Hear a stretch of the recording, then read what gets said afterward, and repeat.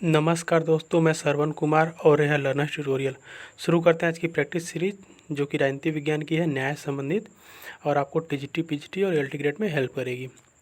पहला क्वेश्चन है, प्लेटो की न्याय की अवधारणा का निम्न में से कौन सा केंद्रीय लक्षण है। जो केंद्रीय लक्षण है वो विकल्प डी में दिया हुआ है, समन्वय इसका राइट आंसर है। बात करते हैं प्लेटो की न्याय की परिभाषा की, तो प्लेटो बताते हैं कि जो न्याय है प्रत्येक व्यक्ति को अपना विशिष्ट कार्य करना तथा दूसरे के कार्य में हस्तक्षेप न करना ही न्याय है। चलते हैं नेक्स्ट क्वेश्चन की तरफ। क्वेश्चन नंबर 2, प्लेटो की रिपब्लिक का उपशीर्षक क्या है। तो प्लेटो की रिपब्लिक का उपशीर्षक जो है वो है न्याय से संबंधित, जो विकल्प में दिया हुआ है राइट आंसर है। प्लेटो की रिपब्लिक का उपशीर्षक जो है न्याय से ही संबंधित है और इनकी 3 महत्वपूर्ण कृति है, स्टेट्समैन, लॉज और रिपब्लिक। चलते हैं नेक्स्ट क्वेश्चन की तरफ। क्वेश्चन नंबर 3 है, राजनीतिक न्याय सुनिश्चित होता है।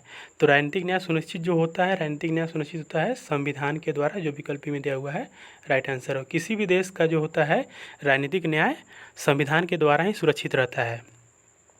चलते हैं नेक्स्ट क्वेश्चन की तरफ। क्वेश्चन नंबर 4 है, प्लेटो ने समर्थन किया है। प्लेटो ने समर्थन किया है न्याय का सार्वभौमिक सिद्धांत का समर्थन किया है, न्याय का शुद्ध विधिक सिद्धांत का समर्थन किया है, न्याय का तात्विक सिद्धांत का समर्थन किया है, या न्याय के ऊपर सभी सिद्धांत का समर्थन किया है। तो क्वेश्चन नंबर 4 का जो राइट आंसर होगा विकल्प नंबर सी होगा। इन्होंने जो समर्थन किया हुआ है वो न्याय के तात्विक सिद्धांत का समर्थन किया है। चलते हैं नेक्स्ट क्वेश्चन की तरफ। क्वेश्चन नंबर 5 है, न्याय का अर्थ है कि विकल्प दिया हुआ कोई भेदभाव नहीं किया सकता है, भेदभाव किया सकता है, राजा की बुद्धि के अनुसार भेदभाव, बहुमत के आधार अनुसार भेदभाव। इसका जो राइट आंसर होगा वो राइट आंसर होगा विकल्प ए, कोई भेदभाव नहीं किया जा सकता है। न्याय का अर्थ यही होता है कि किसी के साथ कोई भेदभाव न किया जाए। नेक्स्ट क्वेश्चन, प्लेटो का न्याय संबंधी सिद्धांत स्थिर या निष्क्रिय, आत्मानुवादी, अनैतिक, अव्यवहारिक और अमनोवैज्ञानिक है, यह किसने कहा है।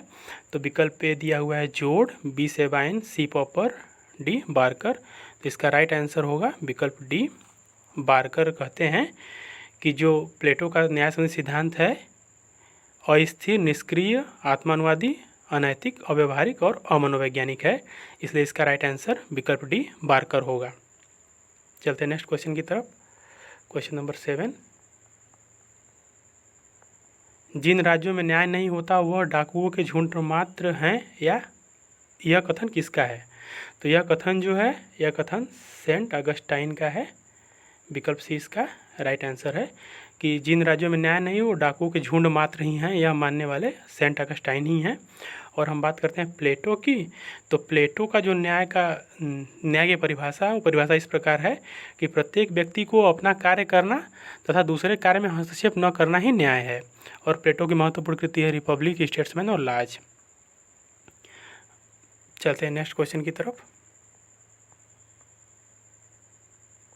क्वेश्चन नंबर 8 है, निम्नलिखित में से किसके अनुसार शक्तिशाली का हित ही न्याय है। तो इसका जो राइट आंसर होगा विकल्प ए दिया हुआ है, यहाँ पे ट्रेसी मेकर्स न होकर के थ्रेसी मेकर्स रहेगा, इसका राइट आंसर है न्याय शक्तिशाली का हित ही है।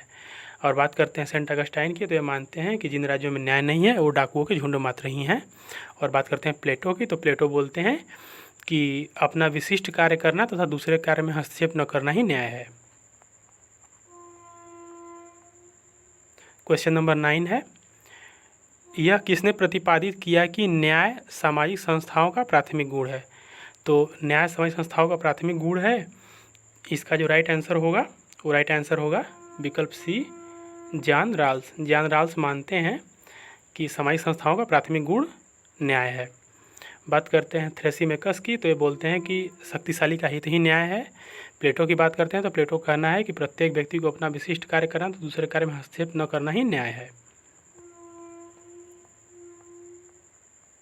क्वेश्चन नंबर 10 है, निम्नलिखित में कौन समुदायवादी विचारक है। तो ये समुदायवादी विचारक जो है विकल्प में दिया हुआ है चार्ल्स टेलर, इसका राइट आंसर है, ये समुदायवादी विचारक है।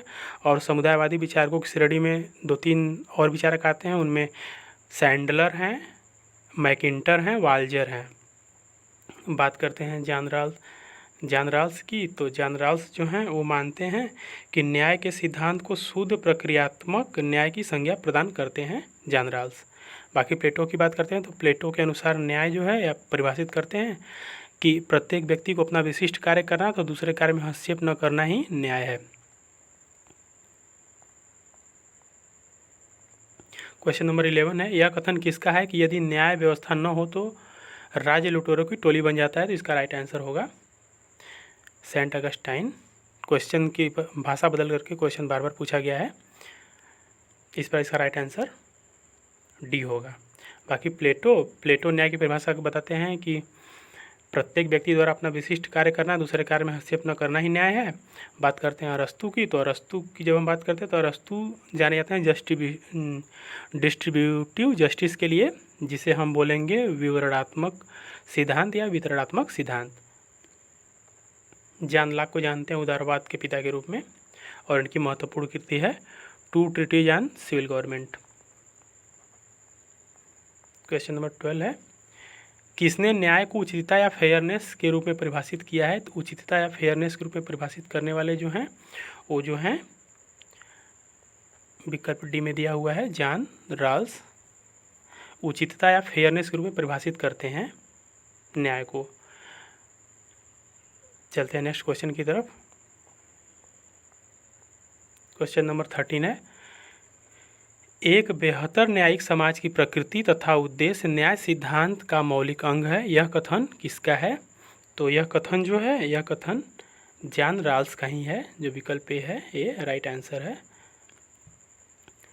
जॉन राल्स की हम कृति की बात करते हैं तो जॉन राल्स की जो कृति है ए theory of justice, A theory of justice जो प्रकाशित हुई 1971 में। और बाकी बात करते हैं विकल्प डी में दिया हुआ जे.एस. मिल की, तो जे.एस. मिल की जो पुस्तक है वो है रिप्रेजेंटेटिव गवर्नमेंट या प्रतिनिधि सरकार। चलते हैं नेक्स्ट क्वेश्चन की तरफ। क्वेश्चन नंबर 40 है, राजनीतिक न्याय से तात्पर्य है सभी को। विकल्प ए दिया हुआ समान राजनीतिक अधिकार, विकल्प बी दिया हुआ समान आर्थिक अधिकार, विकल्प समान धार्मिक स्वतंत्रता का अधिकार प्राप्त हो, विकल्प डी हर प्रकार के भेदभाव से रहित समान सुविधा प्राप्त हो। तो इसका राइट आंसर होगा समान राजनीतिक अधिकार। अगर राजनीतिक न्याय अगर किसी राज्य में है तो सबको समान अधिकार, राजनीतिक अधिकार प्राप्त हैं, तो वहाँ पे राजनीतिक न्याय है। बात करते हैं राजनीतिक न्याय कैसे प्राप्त होगा? वयस्क मताधिकार से, लोकतंत्र से और मीडिया की स्वतंत्रता से हम जान सकते हैं कि राजनीतिक अधिकार सबको प्राप्त है। चलते हैं नेक्स्ट क्वेश्चन की तरफ। क्वेश्चन नंबर 15 है, जॉन राल्स की न्याय की धारणा है। तो जॉन राल्स की न्याय की जो धारणा है, विकल्प ए समाजवादी, विकल्प बी उपयोगितावादी, विकल्प सी समुदायवादी, विकल्प डी उदारवादी। तो इसका जो राइट आंसर होगा वो होगा उदारवादी। जॉन राल्स की जो न्याय की अवधारणा है उदारवादी अवधारणा है। और जॉन राल्स की महत्वपूर्ण कृति है जो 1971 प्रकाशित हुई थी, ए theory of justice. Next question है क्वेश्चन नंबर 16, निम्नलिखित में से कौन सा जॉन राल्स के न्याय सिद्धांत का भाग, यहाँ पे भाग जो है वो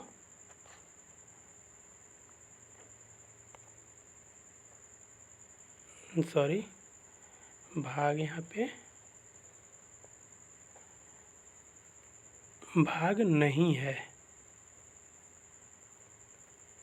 भाग नहीं है।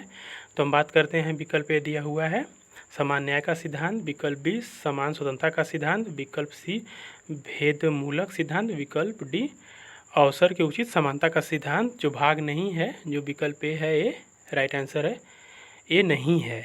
बाकी जो 3 हैं, समान स्वतंत्रता का सिद्धांत है, भेदमूलक सिद्धांत भी है, अवसर के उचित समानता का सिद्धांत, ये तीनों सिद्धांत जॉन राल्स की ए थ्योरी ऑफ जस्टिस में पब्लिश हैं या लिखित हैं, जो 1971 में प्रकाशित हुई थी। चलते हैं नेक्स्ट क्वेश्चन की तरफ।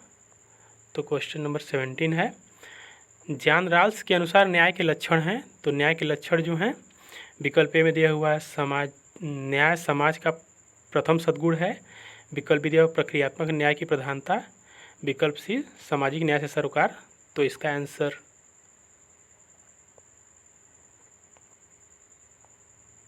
इसका आंसर विकल्प ए भी होगा, विकल्प बी भी होगा, विकल्प सी होगा। इसलिए इसका जो राइट आंसर होगा वो राइट आंसर होगा उपर्युक्त सभी। डी इसका राइट आंसर होगा, विकल्प नंबर 4। उपर्युक्त सभी जो हैं न्याय के लक्षण हैं जॉन रॉल्स के अनुसार। नेक्स्ट क्वेश्चन है क्वेश्चन नंबर 80। वितरणात्मक न्याय के सिद्धांत का प्रतिपादन किसने किया है? तो वितरणात्मक न्याय के सिद्धांत का प्रतिपादन जो पहले किया हुआ है अरस्तु ने। इनका जो विकल्प ए है राइट, विकल्प सी राइट आंसर है। और बाकी बात करते हैं, जॉन रॉल्स ने भी वितरणात्मक सिद्धांत का प्रतिपादन किया है, लेकिन अगर विकल्प में दोनों होंगे नहीं। अगर विकल्प या अरस्तु है या जॉन रॉल्स है, दोनों को हम लगा सकते हैं। और ध्यान रखना है कि सबसे पहले वितरणात्मक या डिस्ट्रीब्यूटिव जस्टिस का जो सिद्धांत मिला है हमें अरस्तु के दर्शन में ही मिला है। उसके बाद जॉन रॉल्स ने 1971 में अपनी कृति थ्योरी ऑफ जस्टिस में भी प्रकाशित किया है। चलते हैं नेक्स्ट क्वेश्चन की तरफ। बाकी हम जान लेते हैं एक प्लेटो के बारे में। तो प्लेटो की न्याय की जो परिभाषा इस प्रकार है कि प्रत्येक व्यक्ति को अपना विशिष्ट कार्य करना तथा दूसरे कार्य में हस्तक्षेप न करना ही न्याय है। और बाकी मार्क्स की बात करते हैं तो मार्क्स जो है वैज्ञानिक समाज के पिता के रूप में जाने जाते हैं। हाब्स को हम जानते हैं सामाजिक सिद्धांत के लिए। इनकी महत्वपूर्ण कृति है लेवियाथान।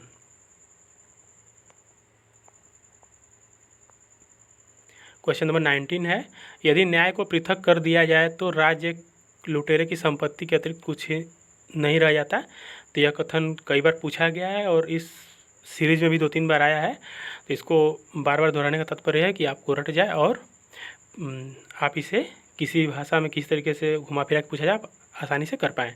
इसका जो राइट आंसर होगा वो होगा विकल्प बी, सेंट ऑगस्टाइन इसका राइट आंसर है।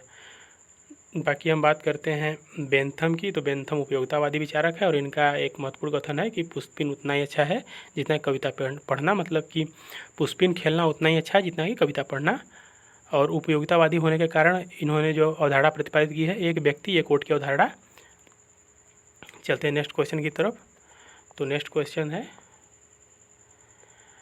क्वेश्चन नंबर 20 है, जॉन रॉल्स अपने न्याय सिद्धांत को किसकी संज्ञा प्रदान की है? तो विकल्प ए में दिया हुआ है वितरणात्मक न्याय, विकल्प बी में दिया हुआ सर्वसुलभ न्याय, विकल्प सी में दिया हुआ है प्रत्यात्मक न्याय और विकल्प